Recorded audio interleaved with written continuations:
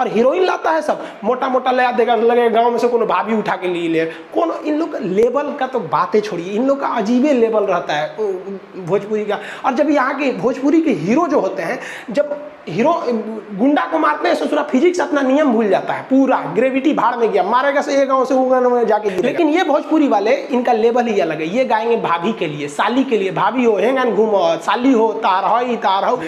इसी में कहा गया है कि मीडिया की भी स्वतंत्रता है, मीडिया भी चाहे तो जो बोल सकती है, लेकिन हाँ आप दायरे में रह के बोलेंगे। आपको जहां आज़ादी दी गई है वहीं कहा गया है कि आप किसी को ठेस नहीं पहुंचाएंगे अपनी बातों से।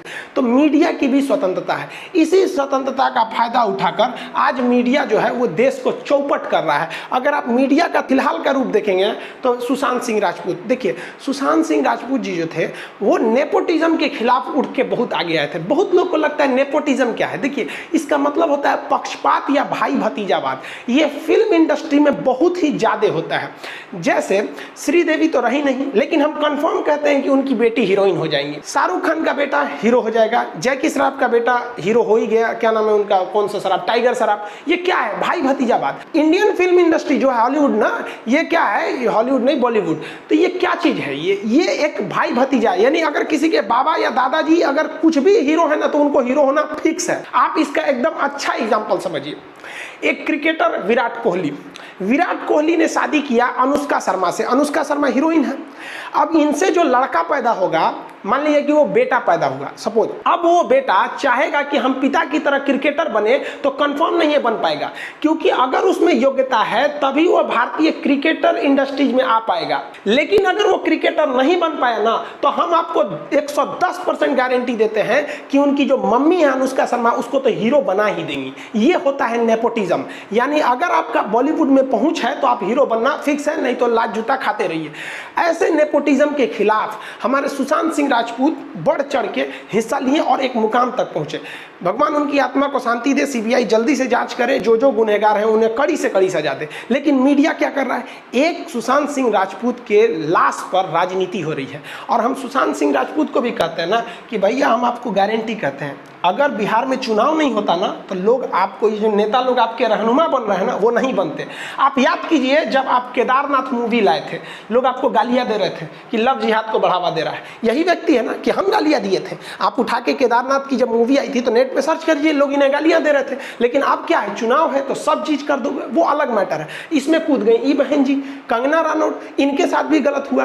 कैसे गलत हुआ कि भाई इन्होंने अभिव्यक्ति की आजादी है, इन्होंने खुल के कह दिया कि भाई हमारे अनुच्छेद 19 का 1 कहता है कि आप आजाद हैं बोलने के लिए। तो मीडिया भी जहर उगल रहा है, उसको कोई मतलब नहीं है कि जीडीपी -23%, 23.9 चली गई, उससे उसको कोई बहस नहीं है। डेली एक दिन में कोरोना 1 लाख मरीज जा रहे हैं, ये सब उसके लिए मायने नहीं रहे, क्योंकि उसे अभिव्यक्ति की आजादी है।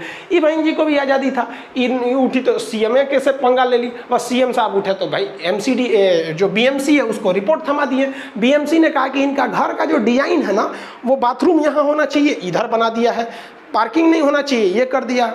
24 घंटा का अल्टीमेटम देके तो आर्टिकल 19 का 1 मीडिया की स्वतंत्रता इसी में है। लेकिन ऐसा नहीं है कि आप कुछ भी बोल सकते हैं। इसमें कहा गया है कि एकता अखंडता के खिलाफ नहीं बोल सकते हैं, सुरक्षा के खिलाफ नहीं बोल सकते। इसी में एक मोरल, किसी से अभद्र भाषा का प्रयोग नहीं कर सकते हैं। इसी में रिपब्लिक टीवी वाले को पकड़ लिया, जो ड्रग डो चिल्ला रहे थे, उसको उन्होंने उद्धव ठाकरे मुख्यमंत्री को बोल दिया। उन्होंने कहा कि भाई हमारे सम्मान के खिलाफ बोल दिए आप, मोरल के खिलाफ नहीं बोलना चाहिए। तो इनको मीडिया को भी स्वतंत्रता। अगर आप देखिए अभिव्यक्ति की स्वतंत्रता का दूसरा दुरुपयोग तो ये भोजपुरी वाले लोग कर देते हैं।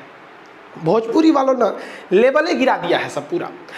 हर हिंदी फिल्मों में गाना बनता है तो हीरो गाता है हीरोइन के लिए, हीरोइन गाती है हीरो के लिए। लेकिन ये भोजपुरी वाले, इनका लेवल ही अलग है। ये गाएंगे भाभी के लिए, साली के लिए, भाभी हो हेंगन घूमो, साली हो तार हो, मतलब ये ऐसा गाना बर्बाद करते हैं। देखिए ये समाज के लिए एक दीमक बन चुके हैं।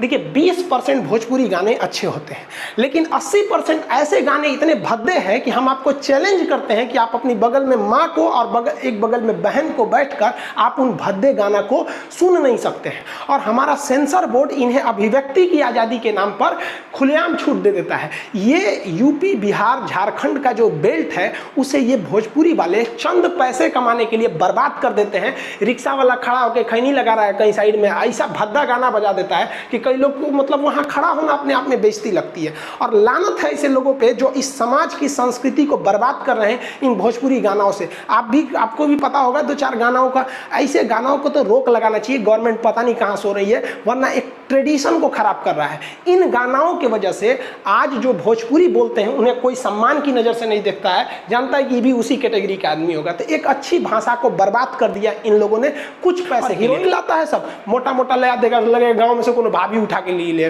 कौन। इन लोग लेवल का तो बातें छोड़िए, इन लोग का अजीबे लेवल रहता है भोजपुरी का। और जब यहाँ के भोजपुरी के हीरो जो होते हैं, जब हीरो गुंडा को मारते हैं ससुरा फिजिक्स अपना नियम भूल जाता है, पूरा ग्रेविटी भाड़ में गया, मारेगा से एक गाँव से वो गाँव में जाके गिरेगा। इस सबको भी रोक लगाना चाहिए। अभिव्यक्ति की आज़ादी इतना मत दीजिए कि किसी समाज को बर्बाद कर दिए।